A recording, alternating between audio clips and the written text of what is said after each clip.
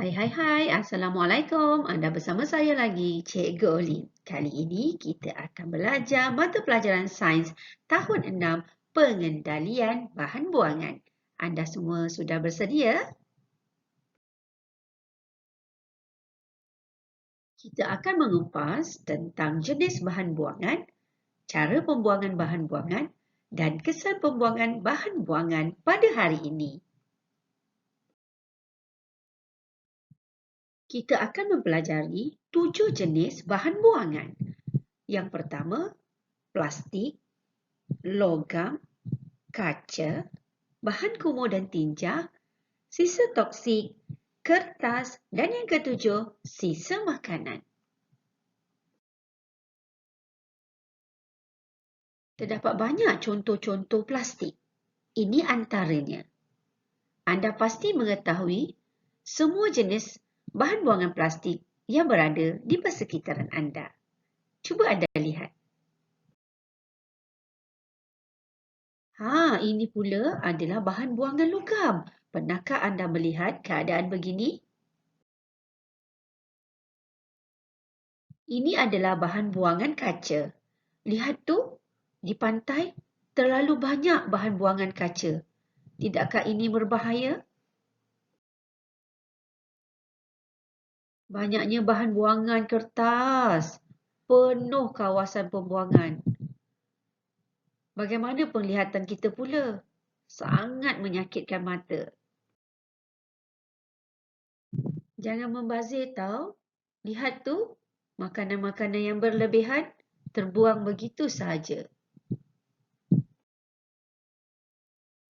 Ini adalah bahan buangan bahan kumuh dan tinja. Apa itu bahan buangan bahan kumuh dan tinja?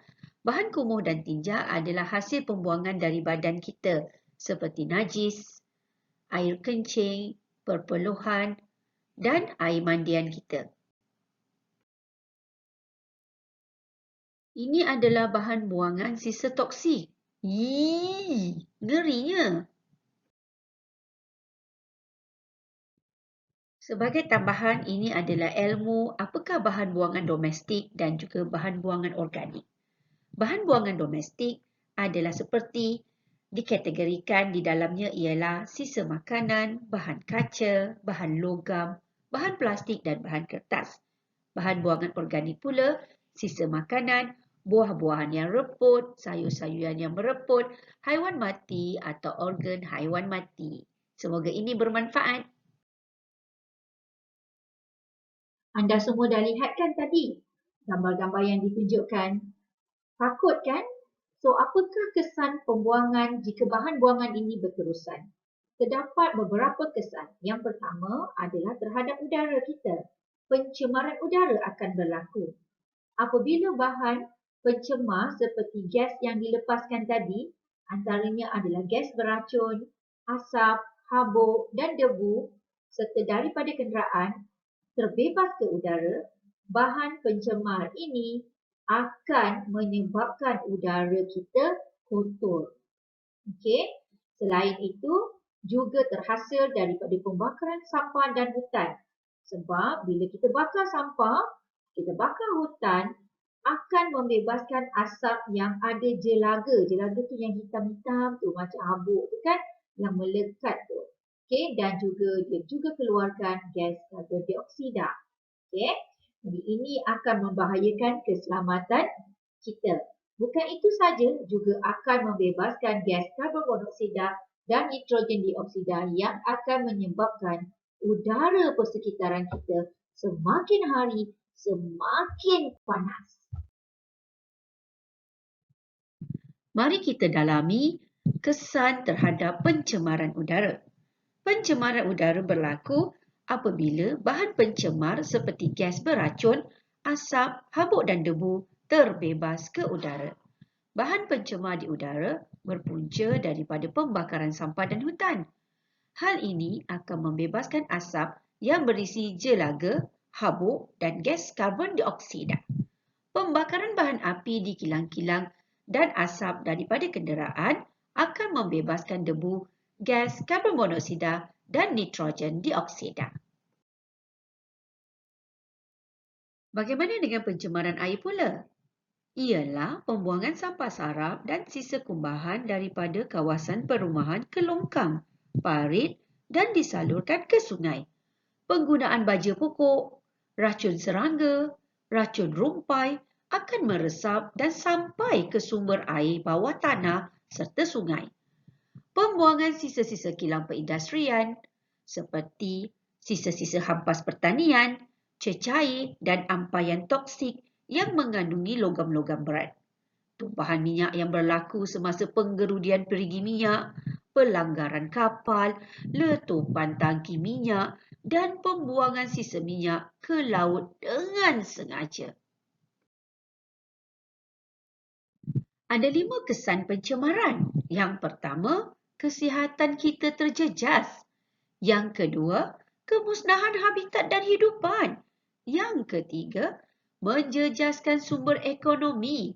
Keempat, menjejaskan keindahan alam. Dan kelima, mengubah iklim bumi. So, anak-anak murid semua mestilah membuang sampah dengan cara yang betul. Memang kita tak boleh pun simpan sampah. Memang kita kena buang sampah. Tetapi ada caranya. Kita tak boleh main buang begitu sahaja tau. Cara pembuangan bahan buangan antaranya ialah membuang bahan buangan di tempat yang betul. Maknanya ada tempat buang sampah tu, kita buang. Kita janganlah main buang campak je mana kita suka. Pernah nampak tak yang 3 tong berwarna tu? Pernah kan? Kita buanglah dekat situ. Kita ikut. Kalau dilabelkan kertas, kita buang kertas dekat situ. Kaca pada tempat kaca. Besi pada tempat besi macam tu. Okey, seterusnya menimbus bahan buangan yang mudah reput. Apa bahan buangan yang mudah reput tadi? Antaranya buah-buahan, sayur-sayuran, makanan. Itu mudah reput. Jadi kita timbus supaya boleh jadi baja juga. Okey, yang seterusnya kita kitar semula bahan buangan yang tidak mereput seperti plastik. Itu yang berbalik kepada tong recycle tu yang ada 3 color tu. So nanti pihak yang berwajib akan ambil dan kitar semula. Jadi kita tidak membuat pembaziran dan juga kita tidaklah membuang sampah dengan cara yang tak betul. Seterusnya, memastikan bahan buangan kilang dirawat terlebih dahulu sebelum dibuang ke alam sekitar. Ini tugas pihak perindustrian. Maknanya pengusaha kilang kena bertanggungjawab lah kan. Tak bolehlah dia main buang-buang gitu saja. Dia tidak bertanggungjawab. Dan ada akta yang boleh menyebabkan mereka disaman. Jadi mereka kena rawat dulu. Okay, mereka ada alat dan ada teknologi untuk rawatan sebelum mereka lepaskan ke alam sekitar. Dan yang terakhir ialah membina serombong asap yang lebih tinggi bagi kilang-kilang industri. Kenapa lebih tinggi? Kerana dia tidaklah mengganggu sangat bahagian pengudaraan kita. Walaupun masih lagi bahaya, tetapi sedikit membantulah macam tu. Ada banyak lagi cara untuk kita buang bahan buangan. Okey, ini antara yang perlu anda tahu dahulu. Pernahkah anda lihat logo ini?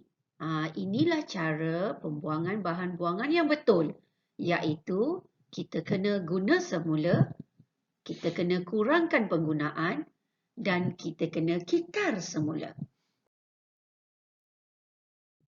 Inilah tong yang disediakan untuk anda melakukan 3R itu tadi.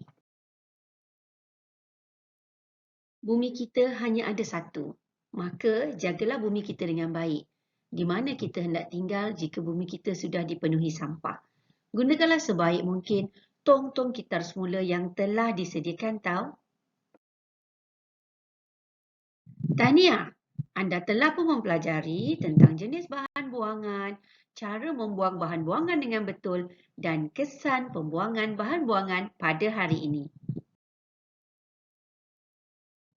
Sehingga kita berjumpa lagi, saya Cikgu Olin. Bye.